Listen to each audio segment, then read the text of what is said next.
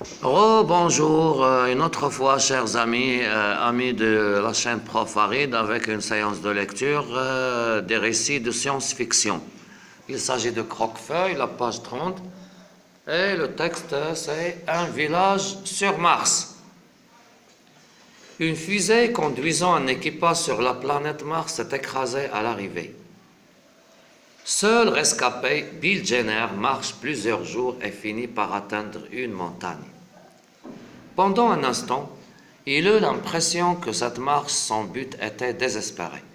Mais il finit tout de même par atteindre le sommet. Alors, il vit en dessous de lui une dépression entourée de collines aussi hautes, ou même parfois plus hautes que celle au sommet de laquelle il se trouvait. Niché au milieu de cette vallée, il y avait un village. Il pouvait distinguer des arbres et une cour d'allées de marbre. Une vingtaine de maisons se serraient autour de ce qui semblait être une place centrale. La plupart de ces maisons étaient plutôt basses, mais 4 tours de marbre partaient gracieusement à l'assaut du ciel et brillaient sous le soleil.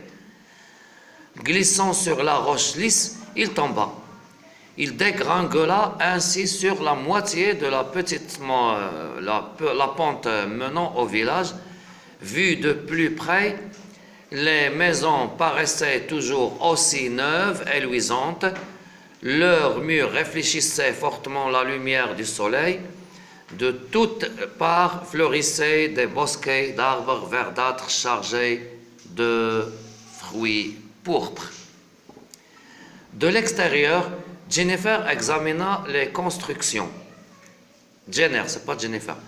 Jenner examina les constructions. Restant toujours à une distance respectueuse des voûtes d'entrée, il atteignit ainsi l'extrémité de la plateforme de marbre sur laquelle le village était édifié. Et il revint en arrière d'un pas décidé. Il était temps d'explorer l'intérieur des maisons. Son choix se porta sur l'une des 4 tours. En s'en approchant, il s'aperçut qu'il devrait se pencher pour y pénétrer. Les implications de cette découverte le firent hésiter un moment. Ces maisons avaient été construites pour des êtres vivants qui devraient être très différents des êtres humains. Pourtant, il continua, se pencha et entra dans la tour, tous les sens en éveil. Il se retrouva dans une pièce sans meubles dont l'un des murs comportait plusieurs murailles de marbre assez bas. Il formait un groupe de 4 stalles larges et basses. Chaque stalle comportait une auge creusée à même le sol. La seconde salle était équipée de 4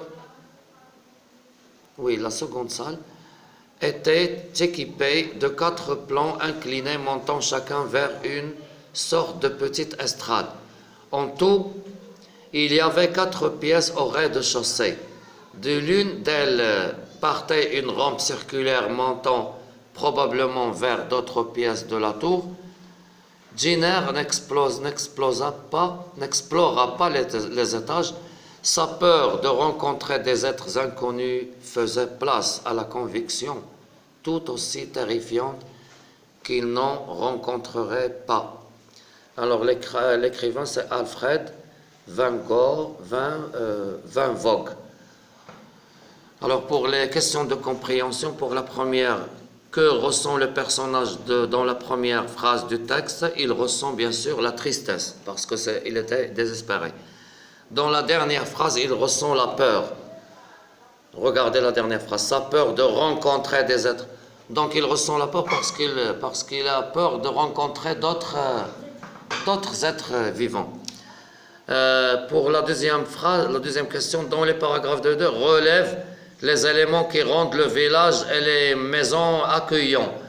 Bien sûr, vous avez ici des arbres, vous avez une cour d'allées de marbre, vous avez une centrale, vous avez les arbres. Vous avez ici un truc qui dit que brillait le soleil. Brillait le dans le village, il y a quelque chose, il y a des êtres vivants, bien sûr. Voilà, mes amis, il reste la troisième et la quatrième question, c'est pour la prochaine séance. Et si vous pouvez regarder sur l'image, il y a la photo du personnage principal de l'histoire, c'est Bill Jenner. Et en dessous, vous avez une vallée. Dans cette vallée, il y a un village. Et voilà les 4 marbres que vous voyez. Ici, c'est l'intérieur d'un marbre. Il regarde d'en bas en haut. Et voilà le soleil qui brille. D'accord? Il porte sur son dos un appareil d'oxygène. Il y a le numéro 1 sur le sac. Oui ou non? On a écrit le 1, numéro 1. Au revoir tout le monde. N'oubliez pas de s'abonner à la chaîne Prof Farid et d'encourager les vidéos.